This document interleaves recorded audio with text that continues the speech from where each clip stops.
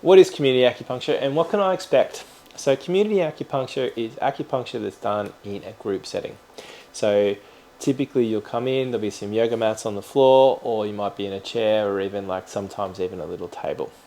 The idea is that there are no kind of partitions, and so we want to be respectful of everyone's kind of space. So be a little bit quiet and respectful of that. This style of acupuncture is called distal style needling. So we're going to send you out a little intake form, or we'll ask you when you come in, what can we help you with? And then we'll be adding in needles deliberately away from the site of pain. We're going to be adding in needles below the elbows and knees typically, so please wear some loose fitting clothes so that we can get to that area.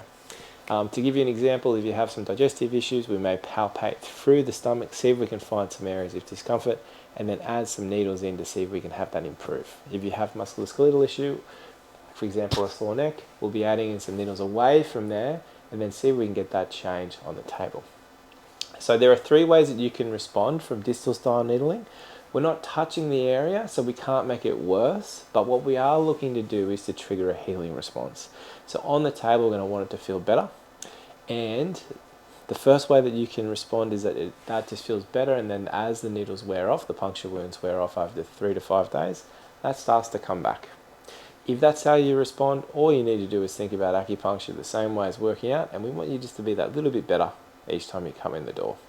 The second way that you can respond is that you can feel good on the table, but the body's able to get some fresh blood into that area. The Chinese would call that, we're getting rid of heat and bad blood. So the West would think of it as we're getting some fresh blood in there, allowing the body to eat up some of the damaged tissue and clear out some of that inflammation, and then you have a short-term uptick in inflammation as it does that. So that night you can feel a bit worse before you get better.